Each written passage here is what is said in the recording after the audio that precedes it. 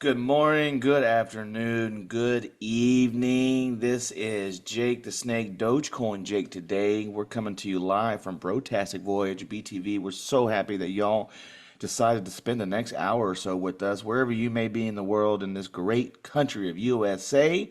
Woohoo! Now that the election is over, Yes. wherever you may be, we hope that you are happy, healthy, and you're pursuing life, liberty, and pursuit of justice. I don't know why I put that out there, but that was Pursuit of odd. But justice. Damn. pursuit of yeah. What are we starting out over here, dude? um, so as always, Man. I am the BroTastic Voyage. I am the co-host. As always, I have a co-host with me, the main squeeze, my one of my best homies, my former real estate agent. Oh, We're not gonna go there. why you gotta say it like that? It sounds like I we want parted ways or I something. want the fans to know that we have drifted some. So who do I Whoa, got here, brother? Who is my whoa. co-host? Wow, this is news to me, guys. So I guess I'm along for the ride with everybody. It's Bogsy. It's good to see you guys. We appreciate all you listeners out there that have been really sticking with it, giving us some feedback, giving us support, comments. We really enjoyed it. So, and I know Steve-O can't be fired. I'm sorry, guys. We've been talking about that over and over. We just said Jake just can't go. He's part of the show. I'm sorry. You got to deal with Can't it. do it. You can't do it. Can't I do am it, right? here, dude. I'm like, I'm stuck to you like white on rice, dude. I'm that mole on your butt, dude. You're not gonna get rid of me, okay? I You am weren't here supposed to to talk about that, stay. by the way, but damn, I guess we're open up And to don't ask everything me today. why. Okay, the audience is like, well, how does he know he has a mole in his butt? Well, let's just say Uh-huh. we've had a Mike Tyson fight scenario once in our friendship. So, Yes, yeah, yeah, yeah. which we're gonna dive right in. So, Boggs, it's good to see you, brother, as always. Likewise, bro. So, yeah, Likewise. fans, we got a great episode for you today, as always. And but before we get any deeper, we do have a two and a half, a half friend, I guess. I don't know what you want to He's call him yet. yeah, he's I getting call there. him Fred. I really don't even know if I remember his name anymore. Fred is just in my head. I was talking to the wife today, and she goes, "Oh, are y'all doing it with Dallas?" I said, "Dallas." I was like, "Oh, wait, Fred." I was like, "Oh yeah." Literally, that was my That thought. I guy, was that like, guy. I'm just so used That to calling him Fredo or Fred from the Howard Stern show. So, so welcome, Fred. Of God. course, he is our timekeeper. He is the man behind the curtains, is keeping this thing flowing. So. Um, Yeah.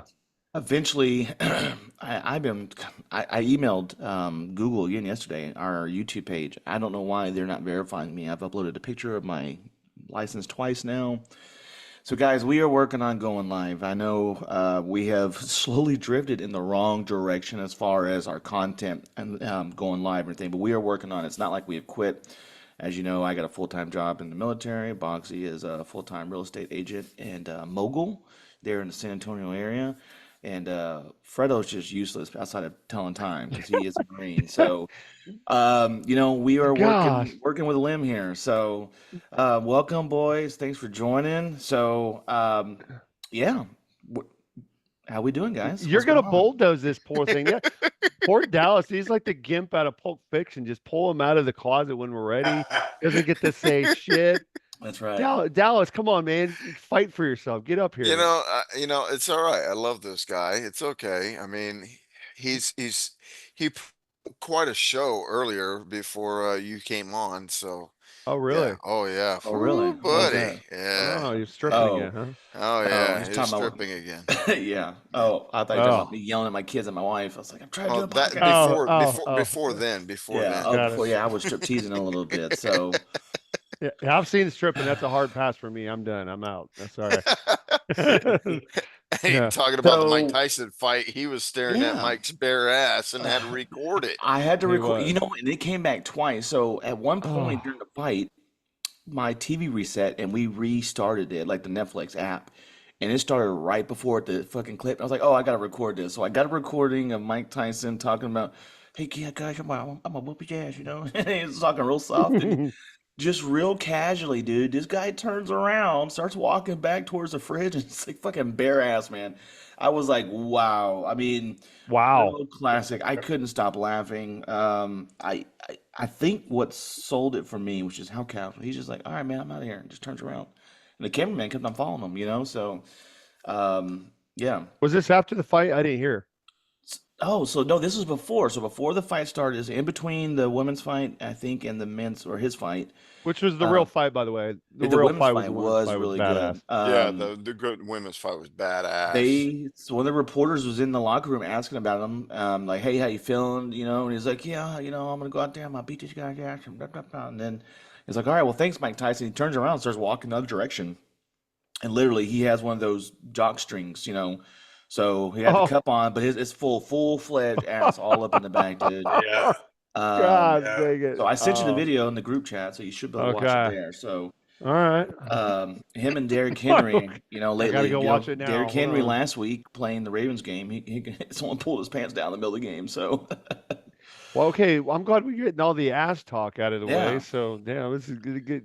So Bogsy, how do you want to handle this? Do we want to and bring the guest in first before we move forward with the facts of the day, or do you want how do You you know want to go what? about it? Yeah, he's ready to go, guys. I know he's chomping at the bit, and I'm excited because you guys about to be on a ride.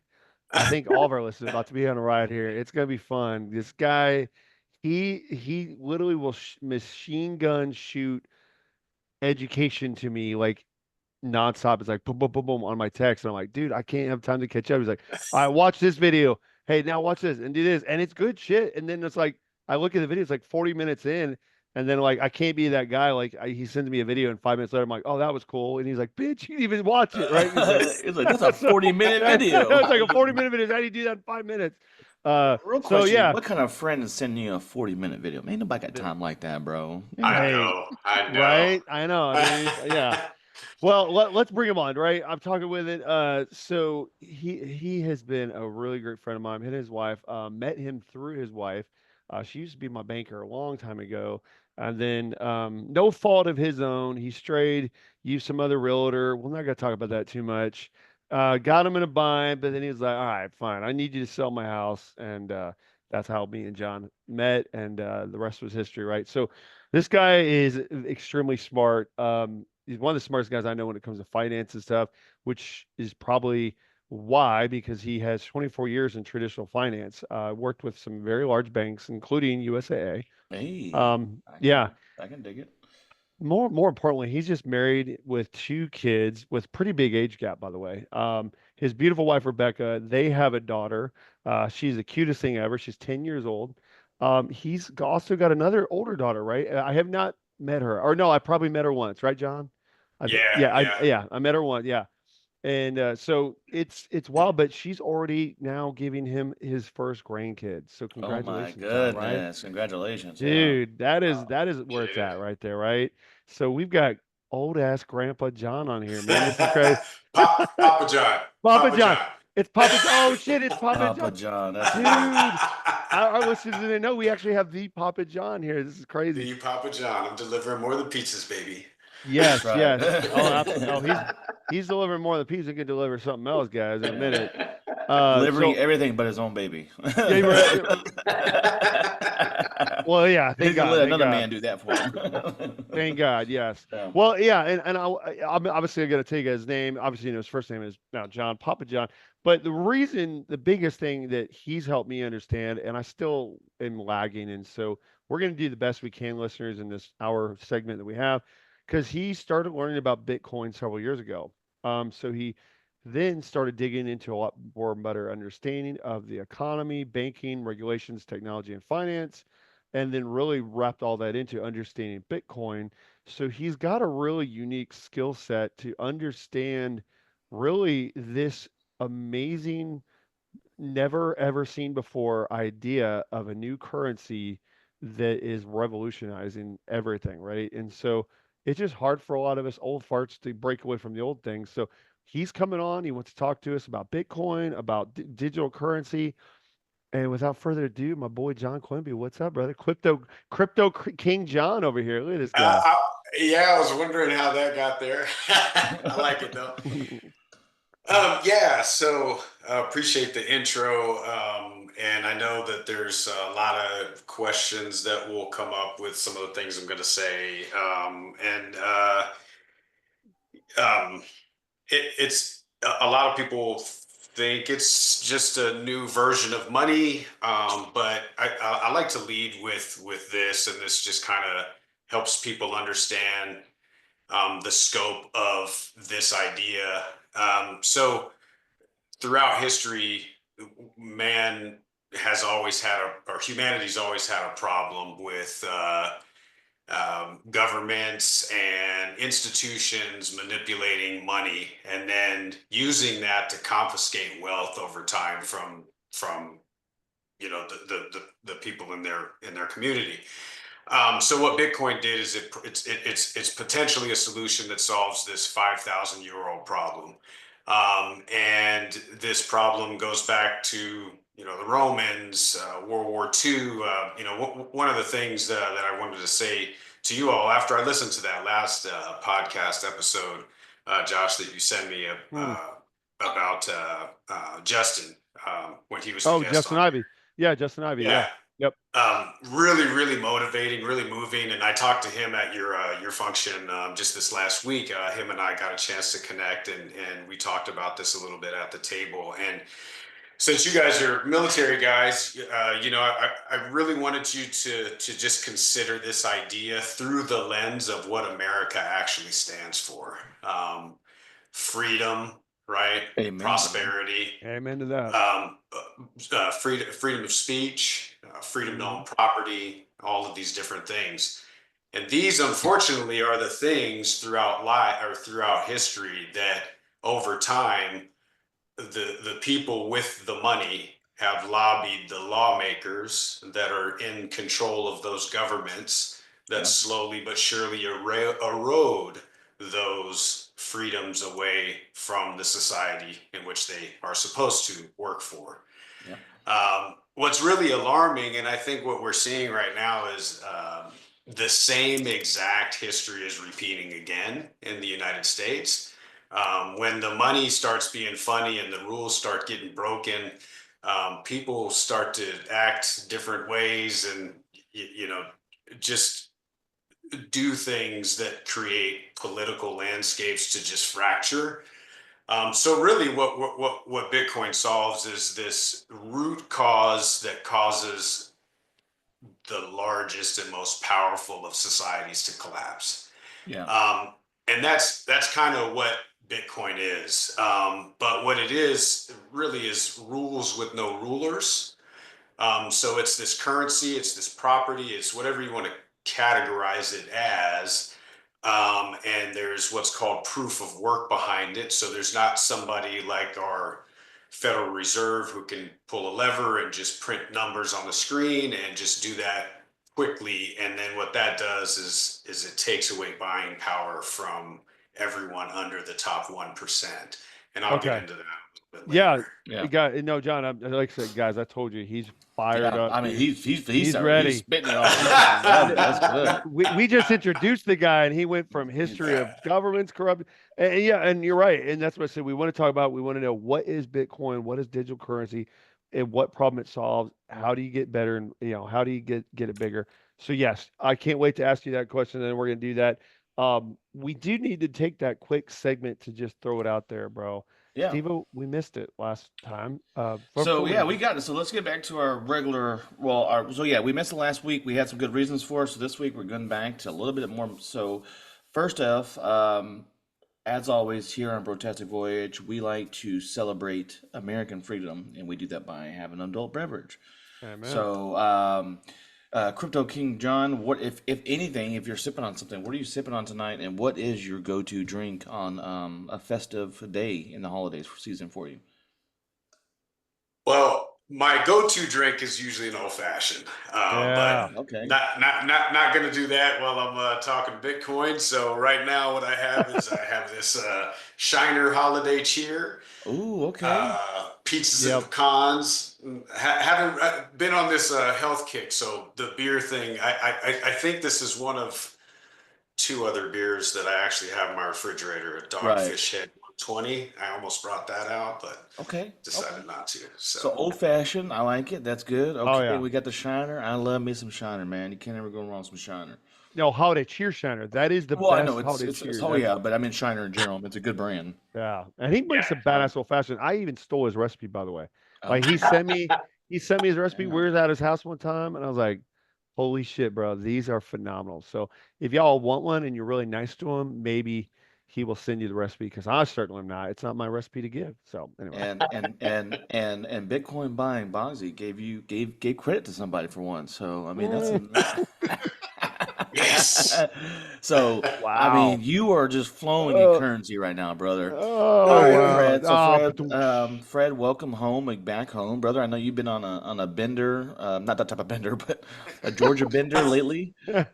But so Shooting welcome fish with home. Yeah, 45s. he's been living country for a while there, but now he's back to reality with his lovely wife. So welcome home, Fred. What you sipping on tonight, brother? And what is your holiday drink? Well, I am still on my vodka kick, so I have Mm, some peach vodka Hmm. and some tea. So You can never go peach it's wrong tea. with it vodka and is Nice. tea, man. good, man. It Never is go wrong with good, vodka. Bubba. Nice. Nice.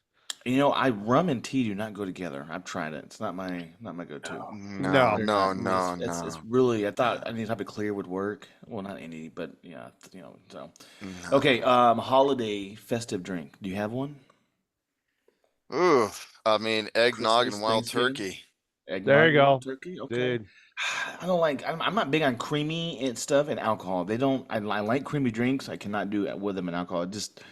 It doesn't mix for me. It's a texture thing. I think. I don't know. Yeah, I've seen him throw Uh, that up before, by the way, guys. I've I been, yeah, he forced me yeah, to take one, I and I did. threw it up in the sink. It So was I mean, disgusting. Yeah. yeah, like, So I ain't I doing told that you, again. I was Yeah. like, bro, I don't like this stuff Yeah. I was like, together, and oh, he's like, come no, on, don't be no. a puss. And then of course, yeah, that's what Boxy did, and he was like, oh, it's gonna be great, man. You know, you like these two things, just put them together. And I'm like, all right. And I drank it. I got about half of it down. The rest went into the sink. So, but luckily there's no dishes in there. I made sure. Otherwise, I would have swallowed it. Okay. And I didn't do it in this Oh, Uh, trash can either. That's I Jeez. that's didn't, the bro. first time I he's didn't. admitting to swallowing. I know, right? Oh, Oh, coming from a guy that spent 4 years with seamen. So I mean, okay, yeah.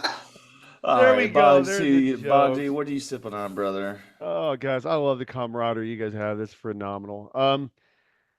What? Okay, so John's drinking one of my favorite beers ever, and I have one of them, and I completely forgot. I guess we could have been beer twins tonight. I'm drinking the other next best thing. I don't like IPAs a lot, but this is one of my favorite IPAs. It's called Electric Jellyfish Pint House. So I don't know if Huh? you guys can see that. Okay, yeah. John knows about it. I think he's oh, it's it's a already good one. disappearing. It is really it's good. I remember a buddy of mine that owned a very large strip mall. He was very wealthy, multimillionaire, and he found these guys before they even really put it out there. So it was a test run, and he brought like a shitload of cases down to San Antonio because we were in Austin, and we were just drinking it one night at his house. I'm like, dude, this is phenomenal, you know. And then boom, they made it big. So there you go. Yeah. That's what All I'm right. doing. Hmm. Well, I have my Bucky's Cup, and of course I'm doing rum and Diet Coke, Of and course. I just keep it classy. I've had so many of those Voodoo Rangers in the last couple of weeks. Me and a buddy went through the whole 12 pack and a couple shots on Friday watching that fight. So my plan was to save some of those, but that did not happen. So.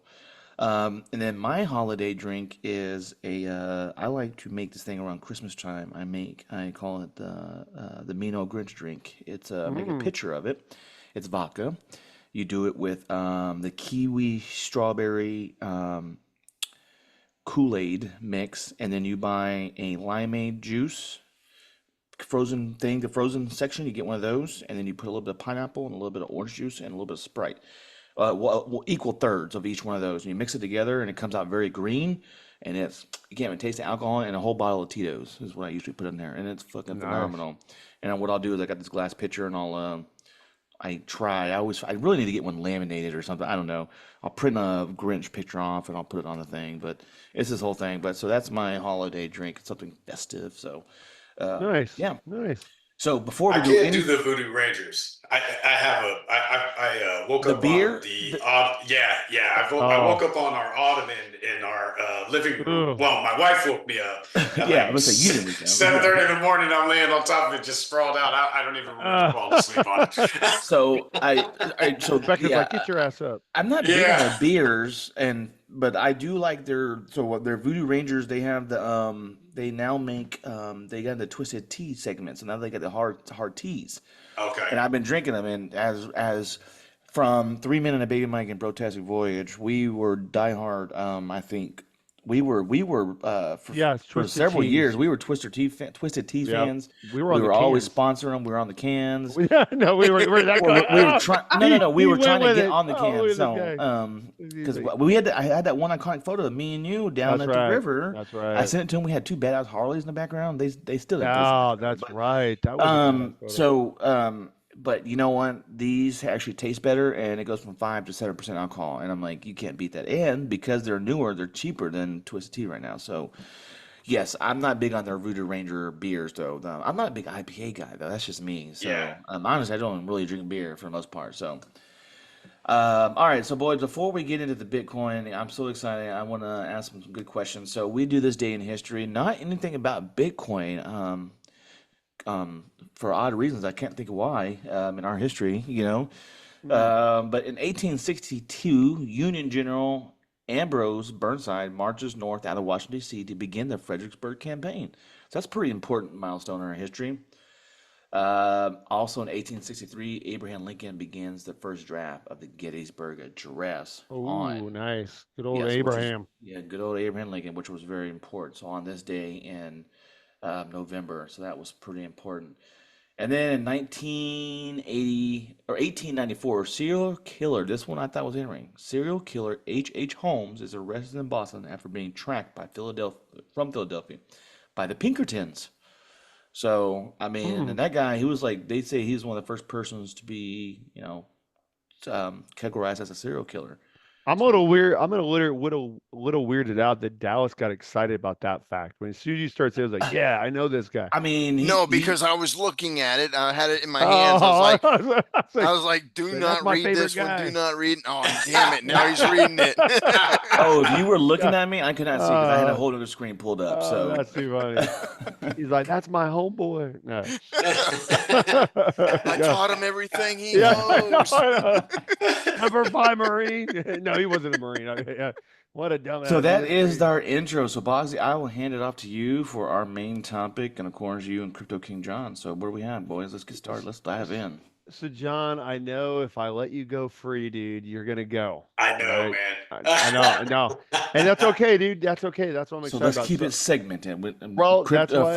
Fredo, this is your job. You got a time guide, 2 minutes per answer. Okay, all right. So, well, yeah, we don't. Yeah, we're not trying to put you in any space or No, boxes, you're good. but I wanted to come up with. Guardrails. Yeah, there you go, guardrails. I want to come up with, yeah, those what are those things where the gutter balls, it won't go in the gutter, right? We got Yeah. to aim it down there. So came up with some questions that I thought maybe help you sort of stay in line with where we can go, so I can figure Sure. out for our audience how we can get this thing across. So I guess my first question is, and you sort of brought it up, so maybe just reiterate again, what actually sparked your interest into cryptocurrencies and Bitcoin and at the beginning? What started it all? Yeah, that's a good one. Like you had said at the beginning, I have 24 years working in the financial industry, and in 2017, had a couple of friends that talked to me about it, and no, we didn't know what it was. I didn't know what it was, and I bought a little bit.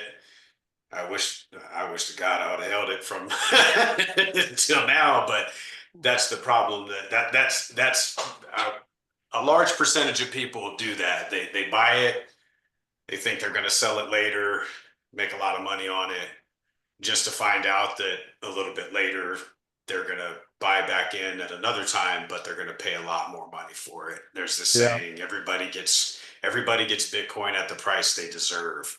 So what that Ooh, means, yeah, and damn. everyone will eventually capitulate. It's just that it's you can compare it to, you know, picture yourself, how would we be doing this today if you didn't pick up the internet or a mobile phone, right? So it's going Mm. to be one of those things. And so in 2017, I sold it, and I remember talking to a good friend of mine that actually started doing mining for Bitcoin, and I'm like, mining Mm. Bitcoin? What, you know? You start hearing all these terms, and you're like, what the hell are you talking about, right? Yeah. So you know, he starts talking to me about it, and me being, you know, in traditional finance, working at a bank, I'm like, oh, you're crazy. This will never happen. There would never be a currency that ever competes with the U.S. dollar, and you know, we have battleships and rockets, and you know, whoever tries to introduce something that's going to take away the U.S. dollar hegemony is just, if they're going to get ruined, right? And that's where I was, and then I sold it. I made a little bit of money. And then when COVID happened, I started just seeing a lot of things. First of all, I started really trading stocks at that time. I was doing I was doing options trading. Options traded. Yeah. Yeah, and made a ton of money within just a few months on Amazon and technology trades and all this other Nice. stuff. And then I lost it, most of it. Everything, you know, I made over six figures in just a couple months, and Damn. still, but I walked away with, you know, at least an aggressive gain, but not near as what I could have walked away from. And then at that point, I just started seeing all of this capital flowing into Bitcoin, and and I said, okay, well, all right, here it is again, but now it's more, I guess, talked about, mainstream, and more people kind of know a little bit of what it is or whatever. And so I just said, you know what, this is I've never been somebody that just assumes that I know everything. I'm the curious person that asks all the questions, even though they might seem like they're um, really easily understood. And I would tell you that I've never been intrigued by something so much, and it's something that is completely world changing.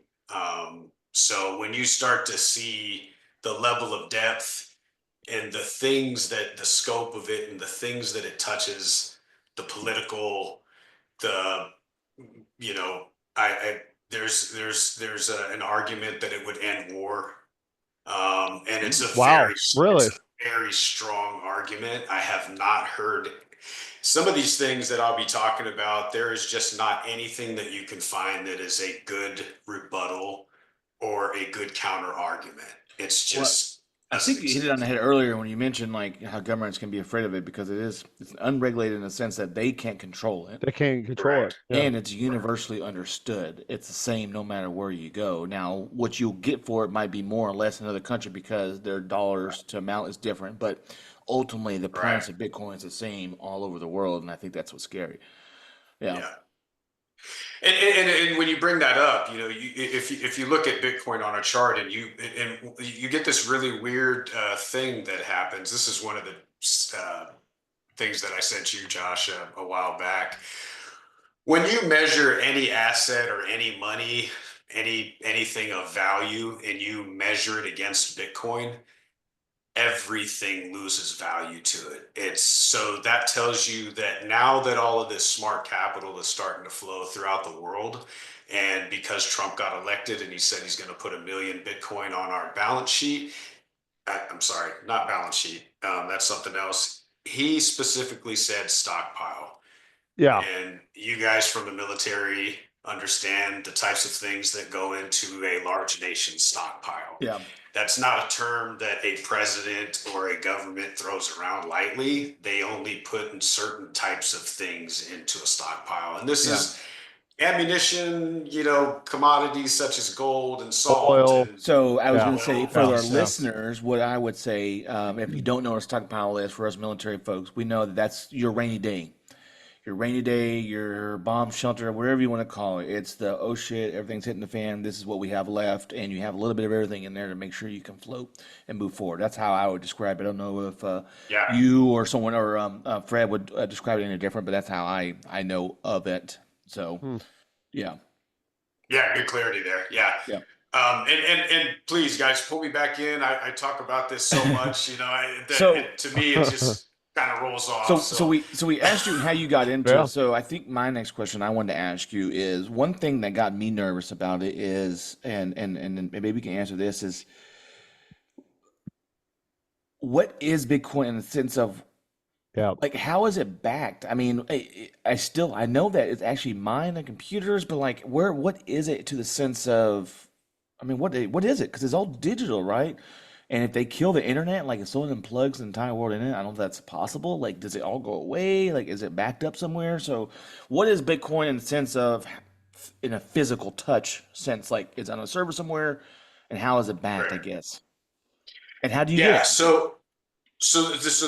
This is a tricky one because that's how we are as human. We want to touch the thing that we want it to be tangible. We want to be able to give it to someone else and all that other stuff. Bitcoin is the back. Bitcoin is the base layer financial instrument that everything will eventually be tied to. It will be the baseline treasury asset that all countries go to. And that's what I was going to with Donald Trump saying we're going to put 1 million. As soon as that happened, there was a commercial that I saw on X that the Chinese government pushed out to, their media. And so what you have to understand about Bitcoin is that it's not tangible, but neither is the internet, right? So you can use a computer and the computer runs off of a network, and the network connects you to all these different things. So that's what Bitcoin is it's a network. It's a monetary network. It's a value network. And you can, and it go back to your other point, no one can ever control it. And there's a series of mechanisms in place of why that can't happen. And then the incentive structures in society reinforce those rules because in order for everyone to profit off of it and everyone to have the security that they need, and everyone has to play by the rules, it's more cost. There's more cost to you to try to break it than to just go along and just be part of the network. So Right. it co-ops everything, brings it in, and and everything society works differently when you have this type of network. So what it's backed by the largest computer network that man has ever made. And I don't I from a technical perspective, this is a little bit beyond me, Yeah. but what it is basically it's a network of computers that we just hit 700 exahash. Super nerdy term. I That's don't a know what. I'm like, It's say a what? Excuse very me. it's a God bless very you. large number. That's what Yeah. that means. It's Yes. trillions and quadrillions and they're all big. Yeah, yeah. Which is So why what it it takes so is. much energy to mine it, right? Well, no, that's a little bit different, Mm. but that's part of it. So I guess you could say that, that's a piece of it, right? But what we're talking about really is the entire the entire network. So you have the mining, you also have nodes. So you and I and anybody on here, you can start your own node. You can transfer money from, here to there, and then you can validate your own transaction. It's a blockchain, so every 10 minutes there's a block that's done, and this is a compartment of transactions and things that have been done over the last 10 minutes. Oh, look at And it, Fredo. His name has blockchain in it, so he's okay. He's a Hey. quartal. He's a quartal Yeah. blockchain. I don't know what quartal means, but okay. I thought that was some type of butt thing, but okay, whatever. so, Wow. so to answer your question about what backs it is, it's the largest energy network, and so let's define money real quick, just so we can come back to that. So Oh, there this you will go. this will be really important to look at it through this lens. So when someone asks you what money is, you're going to have a lot of various answers from different people in the way that they understand it. But really what money is the purest form of how we convey energy and labor. Yeah. So it's human life hours and production hours that are put into this form of whatever you use to conduct transactions with. And people value things differently based on the scarcity and the resources that it took in order for you to be able to get to those things. So that's why when you have governments or central banks that just print money and it devalues people's savings and labor, they're actually stealing your life from you. Does that make, I Yeah. want to make sure that that part makes sense, because if you have $100 in the bank and they go and double the money supply, your $100 now only has half the purchasing power, which Yeah. means you have to work double the time to acquire whatever it is that you wanted to acquire with that $100 before. Now, this is done at a massive scale when we're talking about the United States Central Bank, and that's the problem that Bitcoin is a solution to. So you have this enormous network that sucks in capital, resources. It's decentralized around the world. You have miners that are one layer of security. You have node runners that are another layer of security. You have all of these things working cohesively together. And that's why one government can't say, no, we're going to shut this down, because this happened in China in 2021.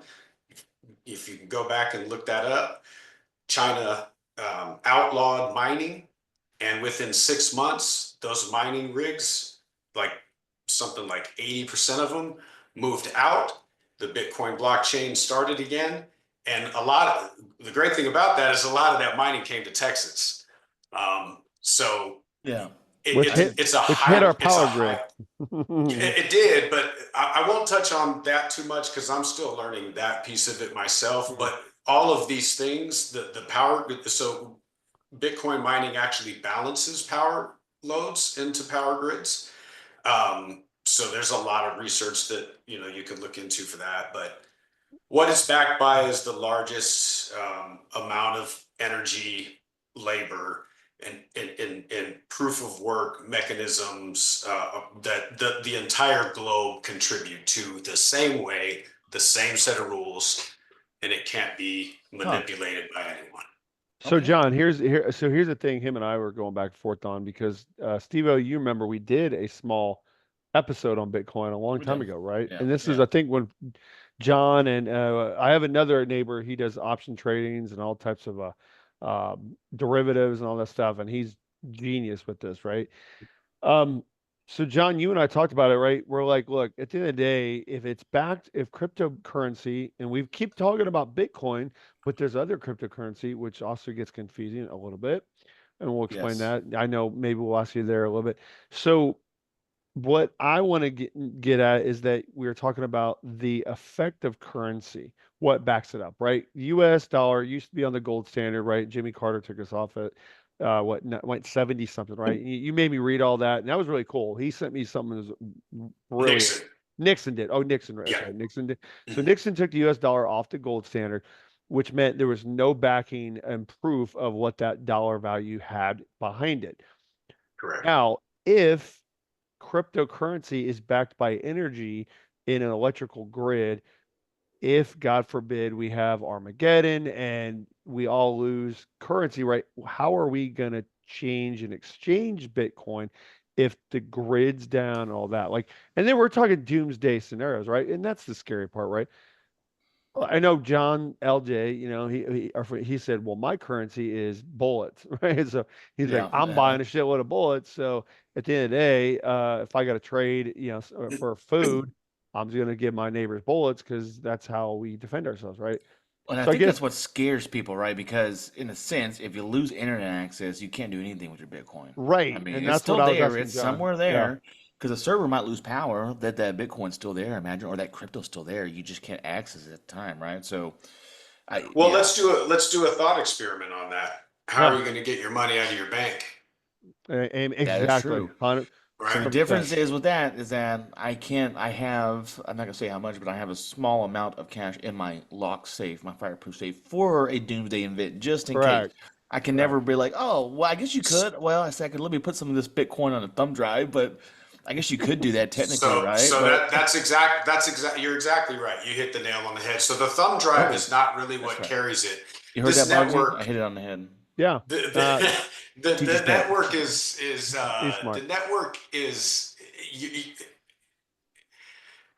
as soon as somebody spun up a node again, then the Bitcoin blockchain never lost all of the transactions from the first transaction are recorded on this blockchain, and the record keeping is perfect on it all the way back. Okay, Yeah, you can't go to any bank, you can't go to any other institution, you can't go to any other company, a centralized institution, that if that same scenario happened, you yeah, should not expect to get your money back.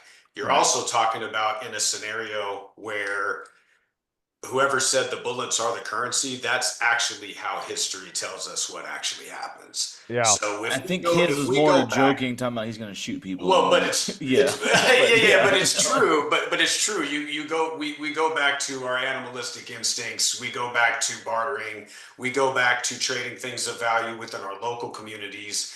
We go back to doing the things that we used to do. So that if that happens, Bitcoin's the least of our worries, Exactly. right? And that's why I'm bringing it up, because at first that's guys like me originally are just given that dumbass scenario thinking, oh, well, yeah, why would I ever put anything electronic into my well-being for my future if something were to happen like that?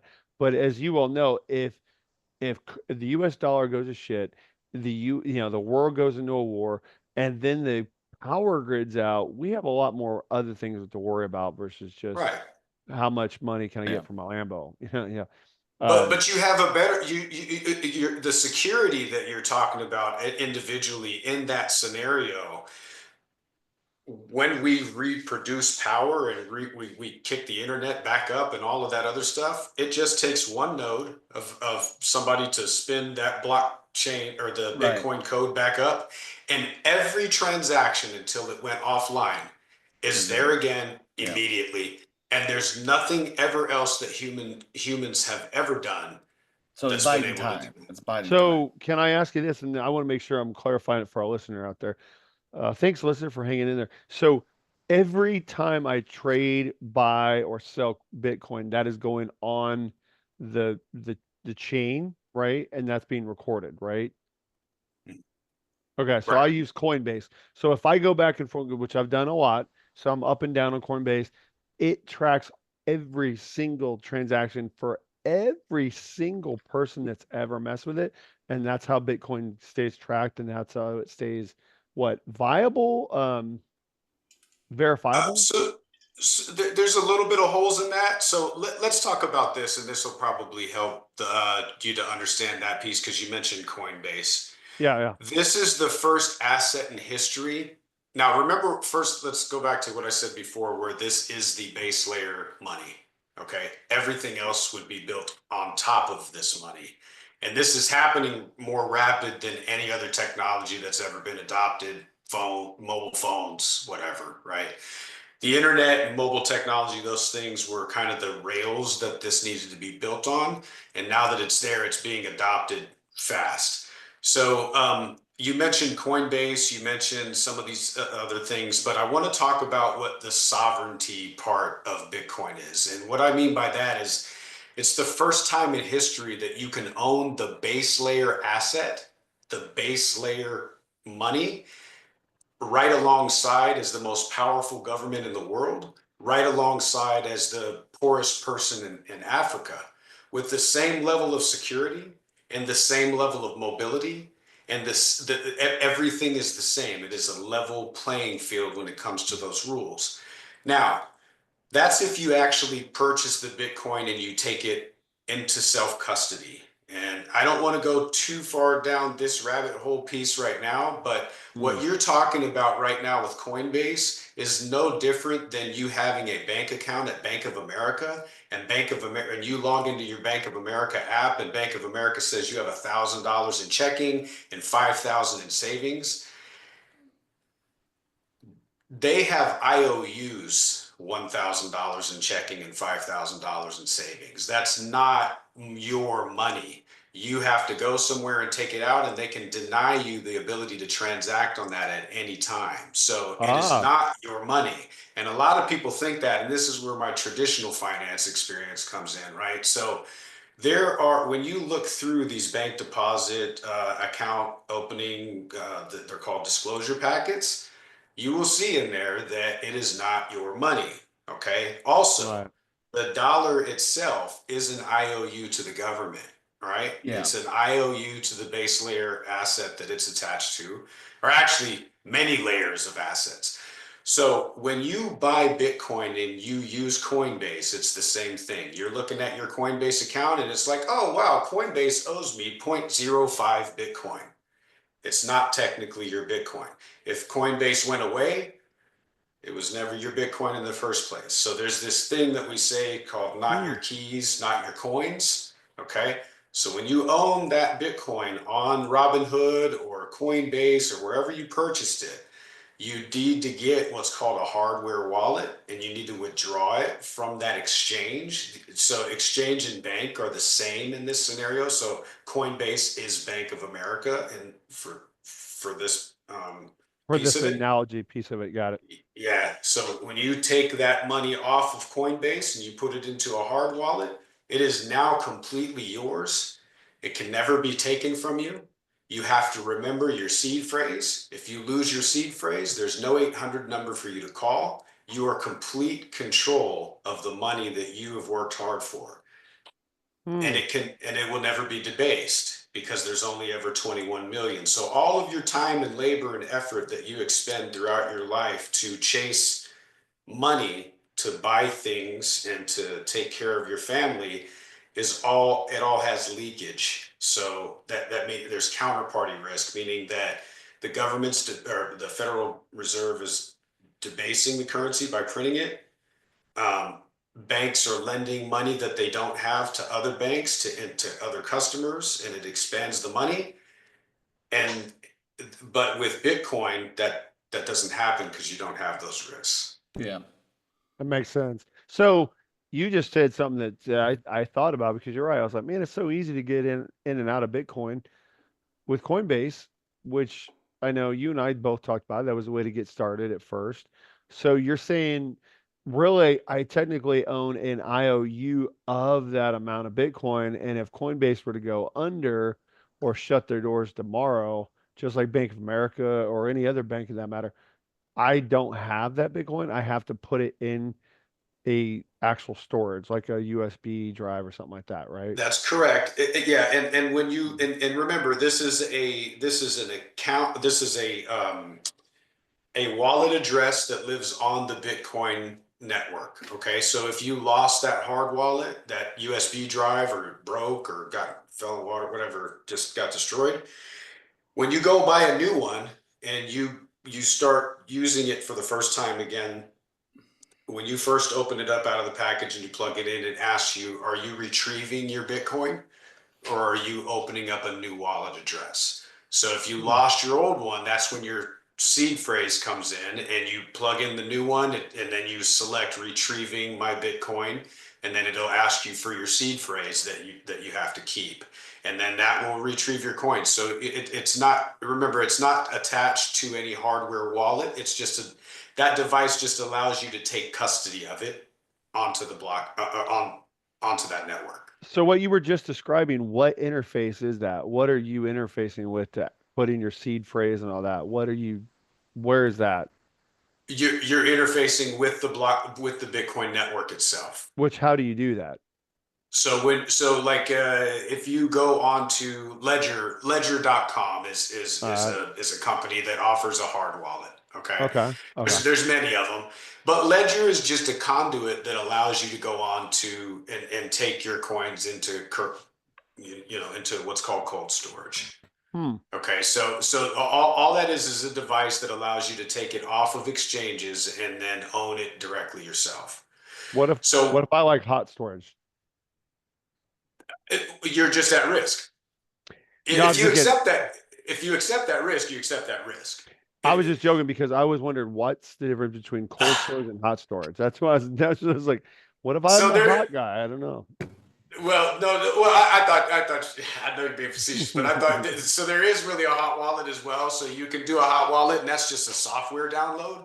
It's not an actual, so you have more security than keeping it on Coinbase, for Okay. example, but you have less security than taking it off the network. The whole point of the hardware wallet Ah, is you plug it into the internet while you um, do everything that you need to do, your transactions, and then you take it off, and then it's not plugged into any network anywhere. You can't get to it, you can't unlock the device. It's not online. got so it. you're so that allows you the security to keep that hard wallet in a safe. You can keep your 12-word seed phrase in a safe at your mom's house. You can decentralize these things to where, and then and that brings up the scenario to where, or the situation where I was talking about before. It's the first time in history that humans can own an asset without it being confiscated. So what I mean by that is, I know, Josh, you're the real estate guy, but there's not one place in the country that if you don't pay your county taxes, that your house won't be taken from you. Yeah. There's not any other asset that if you ask yourself these types of questions, that it cannot be confiscated from you. Unless you're Right. 100% disabled, you know, veteran, then you don't have to pay That's right. taxes, right? Veterans. There you go. So veterans, you guys get to keep your house. See, that's the thing. All the veterans will get to keep their taxes anyway, or their homes. No, So, you're right. oh, go ahead. So I was gonna say, so kind of move things along just a little bit. So Yep. that's all great. So I think what this episode is more tailored toward. That's all really good information. I mean, Bosley was not lying. I mean, you've blown me away with information already. I've already written a few things down. I'm gonna go Google afterward. Just that's I don't believe you, but just want to know more because I want to ask you Yeah. more. But there's Yeah. so many topics I want to touch Absolutely. on with you. So so two things. Well, the first question is for people that are getting into it. So I was that guy. I bought a bunch of Shibu. I own like 414,000 Shibu. And then I bought a bunch of Doge way back in the day, back in 2020. Now my Doge is finally doing something. My return, I bought it at like 20 cents. It went down, way down to like negative, and now I'm like profited. Like I have like 429 Doge, and now Doge is like 38 cents, and like now I have like 100 and something dollars of profit off of it on top of my investment. So, but that was just my statement. So, but getting into it, I was like, oh, Elon Musk said Doge, and then I think Shibu was someone else, and I was like, oh, fuck, I'm gonna buy it. But you said something earlier that I'm holding on to it. Now the Shibu hasn't done anything, but the Doge, I wanted to sell it a long time ago, but I'm just gonna hold on to it. I bought like $80 worth of Doge, and now it's worth like 108 bucks. So but really the question is getting started. What is your advice for newcomers coming into it? What is because there's a lot out there, man. I was just looking on Coinbase just because I forgot. I was like, oh my God, I got a Coinbase account. So I was logging in, and I forgot I had Shibu, and that's why I just looked. And it has not made any money since I left almost 2 years ago. So, but getting into it. So, what is your advice? Because there is so many out there. What to look for? And like, I mean, yeah. So just beginner cryptocurrency because obviously nobody is going to go out, or none of our listeners for the most part are going to go out and buy a whole Bitcoin. So, Okay. yes. What So about let me say it like this first. For listeners that are out there, there's Bitcoin and there's everything else. Hmm. Okay. They Yeah. are not at all the same. They will Hmm. never be the same. And there's a multitude of reasons why that wouldn't happen. Okay. One, let's talk about the history of Bitcoin real quick, and I'll keep this high level. This is going to sound like something really weird, but there's actually a really selfless reason why somebody or a group of people. So Bitcoin was created by Satoshi Nakamoto. Satoshi Nakamoto is a group or a person when nobody's sure.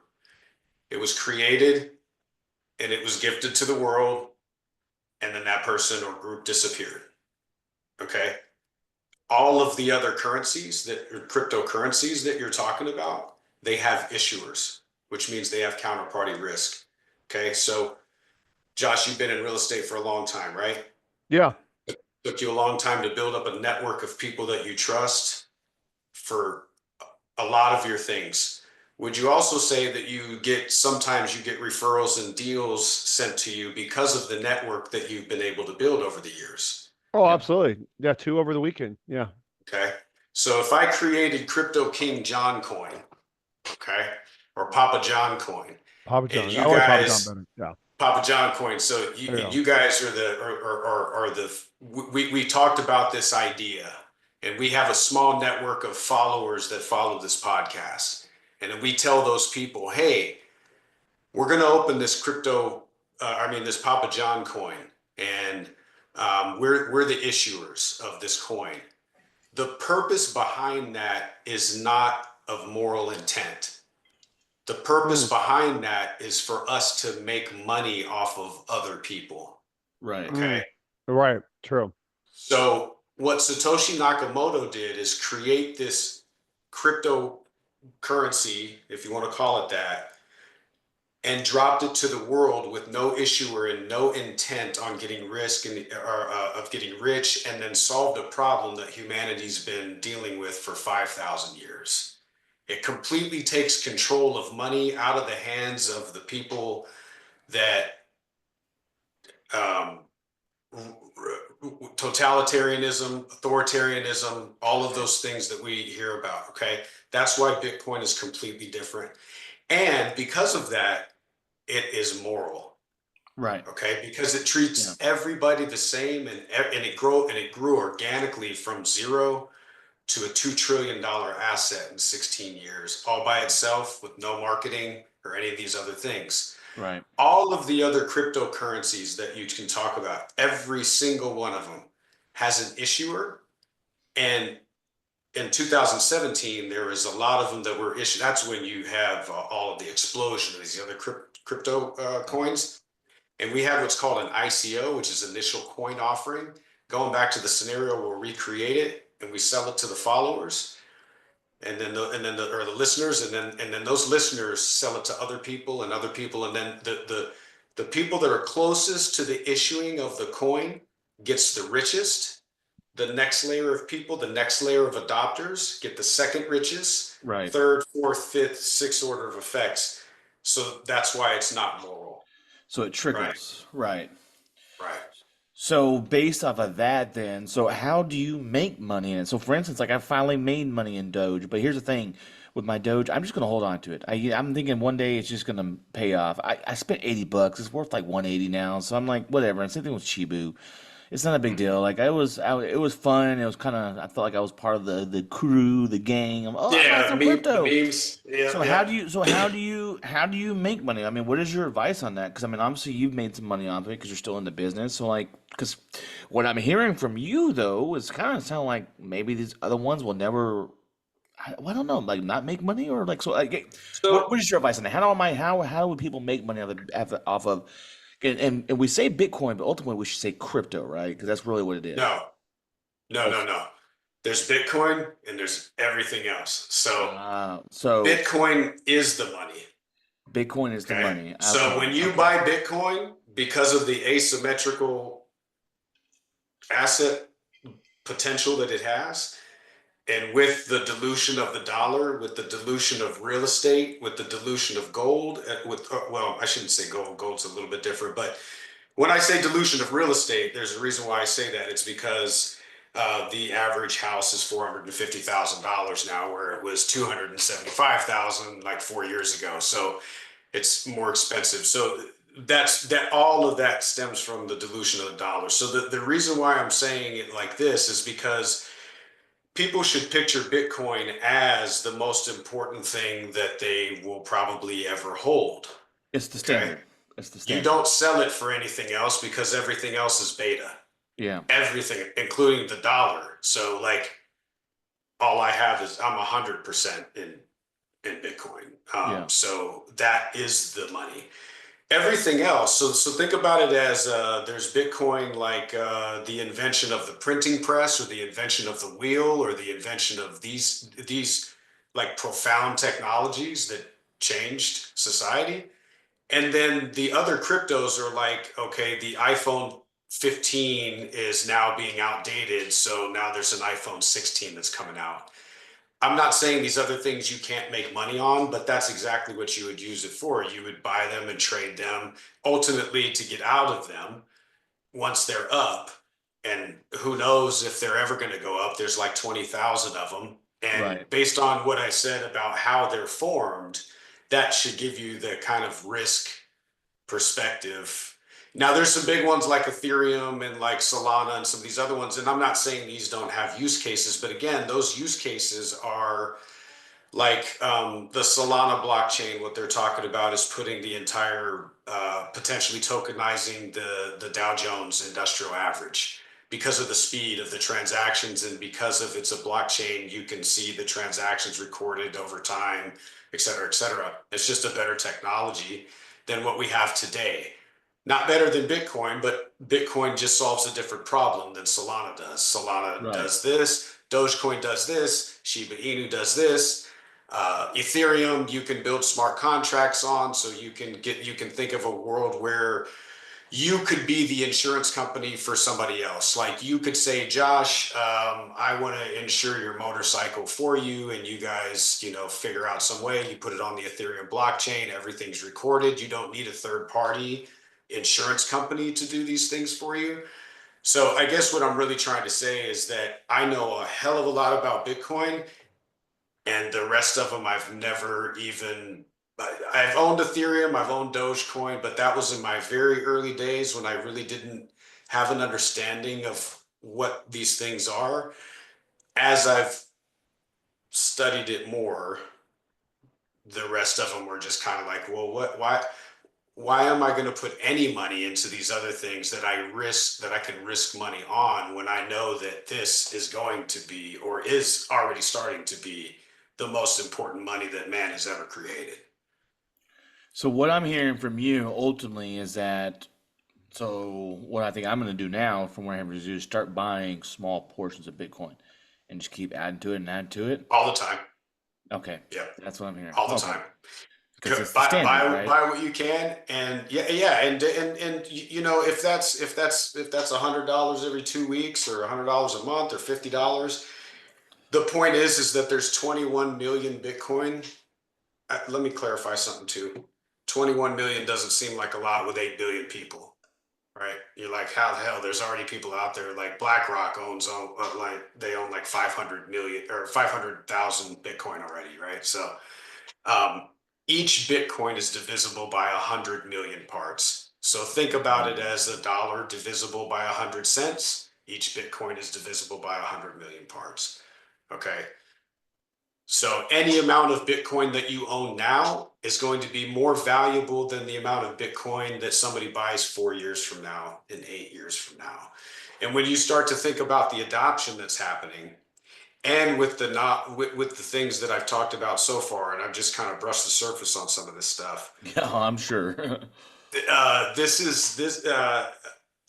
is the gold rush that will happen in our lifetime, and we'll never see another one like it in our lifetimes. And potentially, if it's as important as of a potential solution to these problems that we have in society with the haves and have-nots and all this other stuff.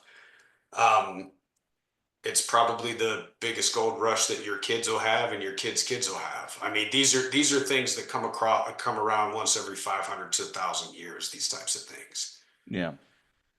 So So my last question would be is so these other things like Doge, like I mean these other cryptocurrencies can what is their cap, I guess, because they do have they have a they have to answer somebody, right? Can these other companies, so I hear what you're saying buy Bitcoin, just buy small pieces here and there.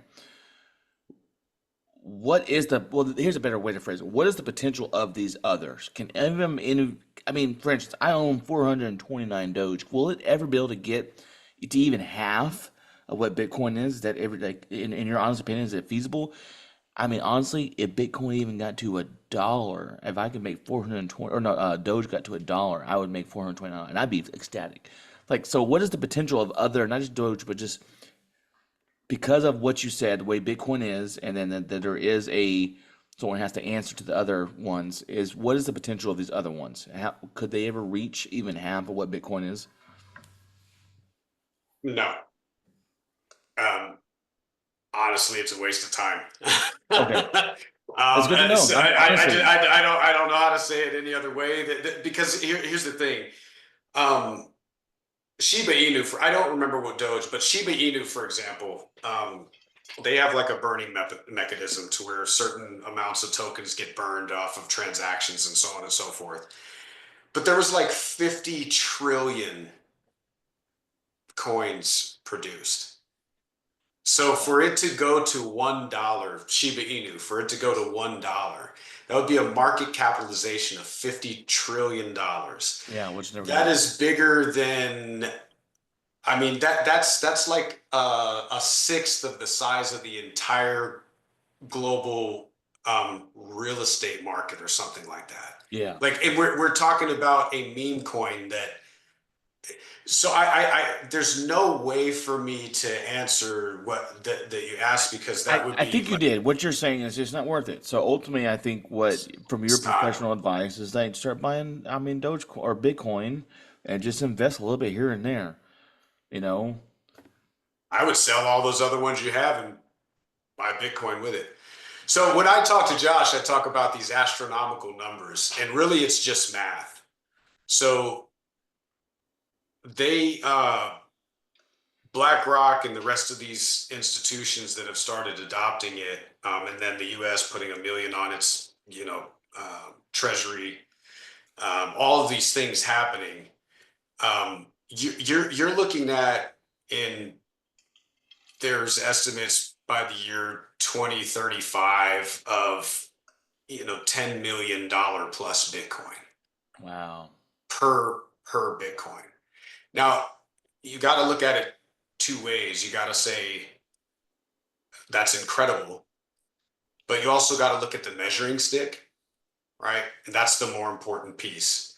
The measuring stick is what is actually being manipulated. We've always known that there's 21 million Bitcoin, Yeah, right? But the measuring stick, when we talk about US dollars, that tells you that the dollar has just lost, we've lost 98% of the value of the dollar since 1971.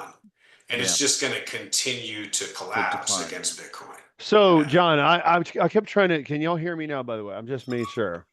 All right. So I didn't know Steve-O took over dictatorship and he muted my ass when I said, Bro, we can hear you "I'm like, tinkling, dude. That's why. bro, oh, for real, dude, that's That's how good your mic is. dude, I wow, my had to, mic is bro. amazing. I kept trying to cut in because like, dude, he was saying things like, oh, and I was like, why? I never muted myself. No. Anyway, so yeah, yeah, but thank Okay. oh yeah. Anyway, dude, you hit us pretty. I mean, just I think all the listeners, dude, it's hard to understand this. I think that's one thing that I was worried about too, right? We all hear the stories It about is. Sam Bankman-Fried, how he created the currency exchange, FTX or something, right? And then pretty much Bernie Madoff that shit, right? And so, Yeah. like you said, um, I know even real estate, which I know I've seen some of the stuff you sent me, and I think that's what shut me off right away was these guys are like, well, I'm not going to buy my house because I'm putting it all in Bitcoin. I'm thinking, first of all, you don't can't live in Bitcoin. Real estate is viable. It's there. You can Yeah. fix it up, work it up. It's tangible. It's tangible. You can improve the value. And I think that's one thing that I've always personally been concerned with is that, like you said, until you said tonight about Coinbase, I thought I owned all this Bitcoin. So I'm like, shit, that's cool. I got my, but then you made a good point. I'm like, just like any bank, it's all numbers. And if they just decide to magic mic it, now you see it, now you don't, then I'm screwed. Right. And so I even looked it up and I just had to ask Chat GPT because I'm not that smart. I was like, well, how do you get it? How do you get it in asset base? And it was like, oh, well, you can't ever pull it off. Really, you're just giving it a password to get on to the network, right? To show that you own that coin. So Mhm. I guess getting into all of it, I mean, you've definitely opened a lot of our, hopefully, I know you blown my mind away. I mean, you always do. Steve-O, Jake, I mean, Dallas, sorry, said the same word Well, twice you there. said it right there. I dabbled in it like in 2020 when I got really big, but I stopped because I didn't know what I was doing. So I had a bunch Yeah. of Shibu, Yep. which I just sold, and I bought Bitcoin with literally on this conversation. And then I'm gonna see if I can get my Doge back up to 40 cents, and I'm gonna sell all that for like 180 bucks. So I made $100 off it, but I mean, I'm just gonna buy Bitcoin because I was just looking. I asked ChatGPT, and it's raised over fucking 10,000 and Oh or yeah. over 20,000 in the last 2 years since I've started trading other coins. And if I would have bought, a little bit here and there, that would already be, probably double the money. So. Well, so let me say one thing about that too. So when you're talking about an asset that's like 1.8 trillion dollars, it takes a lot of capital to move that, right? I don't like to get into the like. I think it's going to go to here this date and there by that next date.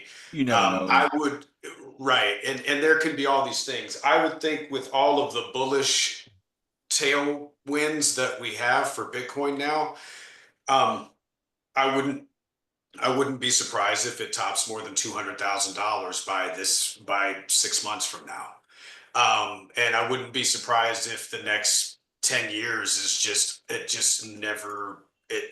You have months where it might go down $4 or $5,000, but you look over a 3 month or 6 month period of time, and it's twenty or $30,000 up from what it was 6 months ago, right? So you're going Yeah. to have these big dips and things like that happen.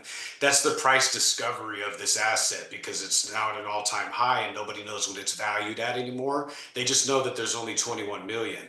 And Josh, going back to the other part that you said about the real estate, the reason why people say and I know that's near and dear to your heart, I'm not saying that people shouldn't have these businesses that sell real estate and rent homes out and all these different things. What I'm saying is for the least amount of cost and the most upside, Bitcoin is the most important asset to own. Okay. Because when As you own investment, yeah. homes, yes, and when you own homes, you have all of these different counterparty risks that I was talking about. You have insurance, you have taxes, you have maintenance, you have all of these different things. With Bitcoin, you buy a hard wallet, it costs you $60. You take your key, you take your coins off of Coinbase, you stick it on that hardware device or on the network, you put that hardware device, and there's never anything you ever have to do again with it other than make sure that you've secured your passphrase over time. And then that money, there's never a time in history over a 4 year period where it's went down. If you look at over 4 year time cycles, it's just like this. And it will So continue to do so. yeah, and John, I mean, and hell, that'd have been a good one, right? Let's go to war, real estate versus current cryptocurrency, Bitcoin. So you and I could basically go back and forth on that only because I'm clearly, yes, I've told you I invest in real estate. I own several properties. I've Yeah. on multifamilies, and I've seen it firsthand. And I know that there's a lot more people out there that I followed that have a lot bigger wealth than I did from real estate. And I understand the intrinsic values of what real estate provides that Bitcoin can't provide, right? You Right. have to Right. live somewhere, right? And Shelter. Yeah. so I agree with you in what you're saying, and so I think if any listeners hearing this now, they should hear they really need to consider Bitcoin as a very viable option for a really solid investment and get in quickly before it does outpace you, as you said earlier. Anytime whatever you buy, that's what you deserve, right? Which sounds sort of punitive in a way, like, hey, because there is no real advertisements for Bitcoin. Bitcoin is almost, and I'm going to say it, and it's going to sound ugly, but it's almost like a multi-level, right? If you don't tell other people about Bitcoin, nobody knows about it, right? So you Right. have to pass the word. So you don't have really anybody, that's why you don't have these gigantic warehouses, or brokerages paying tons of money to go on TV to advertise Bitcoin because they can't manipulate the system. It's unmanipulable, like you were just saying, right? No matter who So, gets in, well, they're so all the same. Well, let me explain what's happening right now. I think that's important. Thank you for bringing that up because that is happening right now. But the same thing that's always followed us in the past, it's a select group of people that have privilege to information, Yep. and then they cascade that out. So here's a fun fact of what I'm talking about with that. Right now, I told you that, with Bitcoin, the poorest person in Africa to the richest person in Manhattan has the same level of security, the same level of transparency, the same rules apply to everyone from the ground up, right? But the thing is that since BlackRock, Jane Street, JP Morgan, since these large institutions got into this, what's happening is they're teaching their 15,000 foot soldiers, their investment advisors, and those Hmm. investment advisors are going to their top five percent clients that own the majority of wealth, and they're like, "Hey, you need to do this right now." And case in point is, are you familiar with what an exchange trade fund is, an ETF? But yeah, I understand a little bit, but not enough to be deadly with it. Okay, so That's a good ETF response. I is love it. an ETF is a wrapper for an asset. So an S&P 500 ETF share means that when you buy one share, there's a small ownership of 500 companies wrapped into that one share. So you buy that one share and you own a piece of 500 of the best performing companies in the Standard & Poor's index. Okay. It took the best performing ETF in history over 3 years to get to $10 billion in assets under management Wow. prior to Bitcoin. Wow. When Bitcoin launched, it took BlackRock's Bitcoin ETF 90 days to Jeez. beat that record. It's already at $40 billion, and this is one ETF. It's at $40 billion in assets under management in less than 1 year. So it's 4x the $10 billion target that took another company, the leader of the pack before, 3 years to accomplish. It's 4x that in less than a year. That's just BlackRock. Then you have Fidelity. These ETFs own over 1 million Bitcoin already. The United States wants to put 1 million Bitcoin in its treasury reserve. You have people that have bought Bitcoin now for the last 15 years that are ahead of all of us, right? You have institutions across the world. MicroStrategy owns 270,000 Bitcoin. You have all of these other institutions and global leaders now all going after Bitcoin because Trump kicked off what's called nation state game theory Yeah. when it comes to Bitcoin. So Well, if you have 21 million, I mean, it's going pretty quickly. I hate Yeah. to end it on that note, but we do got to wrap it up. I tell you Yeah. what, I knew you'd come jamming it full force, and I'm excited because, like I said, you've been teaching me, and I think ignorance is for people that just think they know it all, and I always agree I don't know it all. So every time you've sent me something, um, I've always looked at it because I wanted to know more, right? Because I know, like I said, I've made more money than I ever thought I ever could in my lifetime through real estate, through helping people get their dreams taken care of to improve their values in their homes so they could sell and make more money. Um, and I've made very specific about that, and I've specialized in that, right? I don't go outside my circle. I just stay in residential real estate and stick with that. So you've been one that has at least got me open to the idea, and I did jump in early, not nearly as early as you did, right? But I'm now looking at the benefits you did me, and yeah, it's been pretty exciting watching that thing go. So I want to tell you guys, hey, thank you guys for letting John come on. John, thank you so much for Appreciate it. dude, you killed it. Papa John, Papa Yeah. Yon. I know we didn't even get to touch on some of the personal stuff. I wanted to talk about your personal careers, what you do on day to day. Hey, Yeah. we're definitely gonna have you Yeah. back on, John. There's a lot of questions I have sitting here next to my notepad, like things I haven't got to touch with you yet. So, yeah. Hey, do it, and I definitely want to sit. I didn't know really what to expect to what questions you guys had, but there's really more of a structured approach that we could probably take for is like to dig a little bit into why it's so important for people to start adopting it. Yeah. Other than some of the things that I said, but yeah, let's it's not a subject that you're going to be comfortable with even talking about after 1 or 2 hours. I've been studying it for probably more than 1,000 hours now, and like I Wow. didn't even get into a point to where it really could. There's an argument where it could stop war, I know and that was one of the things I talked Yeah, I about. want to know that too. So we'll have to bring you on. All I know is I'm going to start war at Thanksgiving this year because I'm going to bring this shit up. I'm going to start talking. I'm just going to tell my family, I don't give a shit what you're doing. You're dumb. You start investing in Bitcoin. Straight up. but Josh, I wanted to tell you this really quick though. So, guys, recently, I'm going through a layoff. So Hmm. Friday is my last day at the company I'm at, and I'm at a position in life now, a point in life to where I know that informing people about this particular subject is my nearest and dearest passion.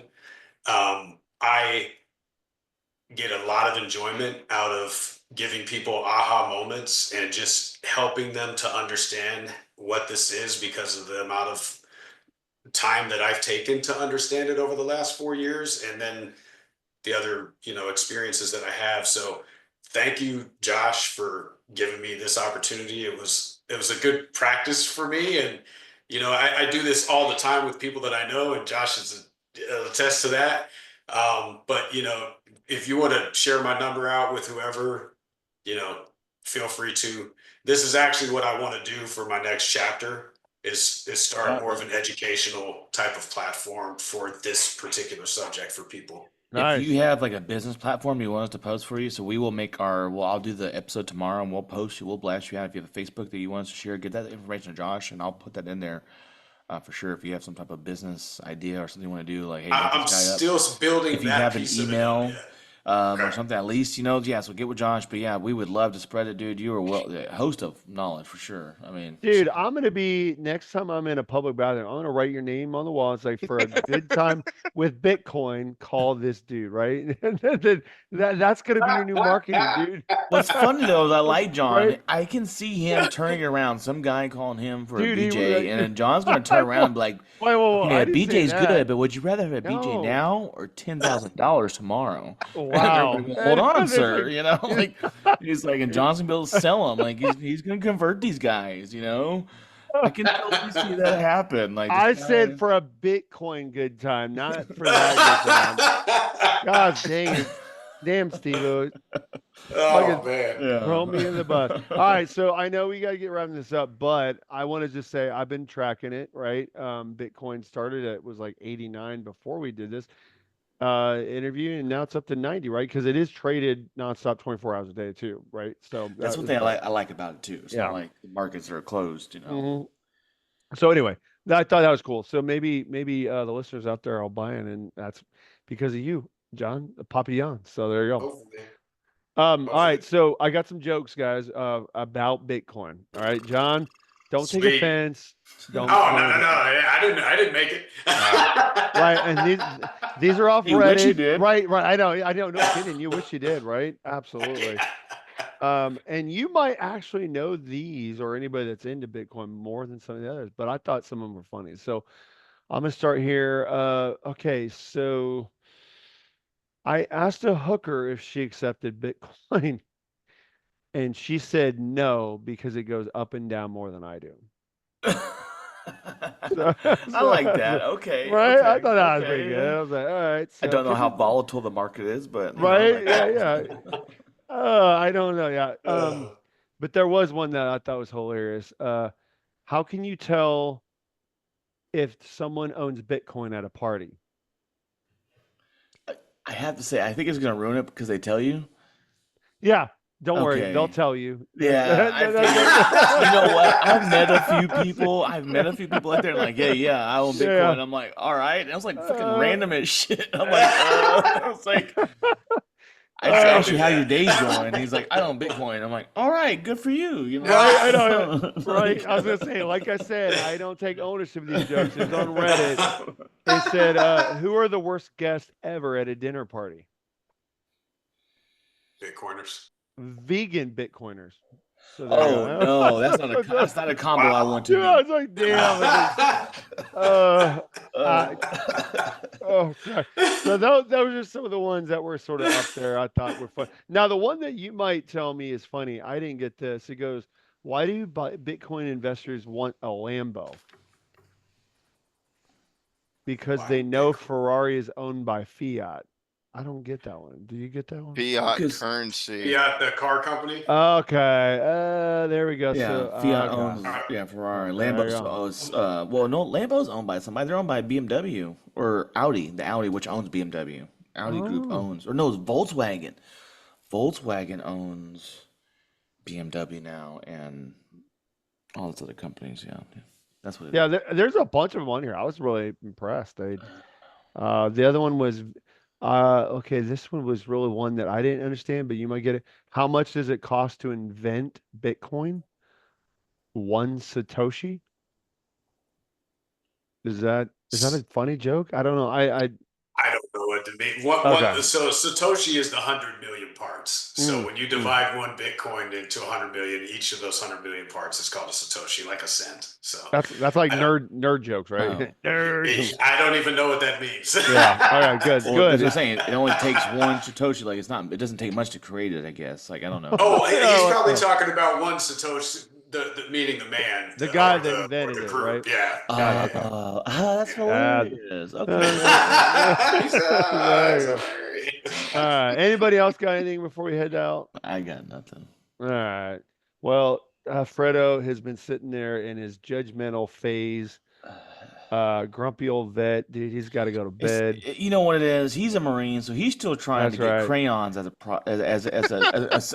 a currency. He's like, hey man, I got a bunch of purple over here that are ready to go. You know, like He's all, why are we talking about Bitcoin? I got crayons to sell. What the fuck? Yeah. but nobody wants to buy his crayon or his Yeah. semen. So Do y'all want to hear? The war argument, or do you want We to save it for can't. another We one? can't. We got to save that. Yeah, we Okay. we'll got say to. that. All right. I Yeah. am totally down to have you on like the next month, Oh, man. I absolutely. want to bring Yeah. it back, like for sure. Yep. Like let's get to it. Cool. Like yeah. Yeah, All right. absolutely. Because I want to hear that too. That's going to be a good one. So, Yeah, all right, guys. yeah. Well, John, so we did not warn you about this when you actually listen to some of the podcasts. We always end with a motto or a phrase. So I will give you a little time to think about it. I'm gonna throw it out to my buddy Fredo over here, who's been quiet as shit. What's up, Fredo? What's your phrase that you live by? Hey, man, always live every day like it's your last because you don't know what you get tomorrow. That's Amen, right. brother. Amen.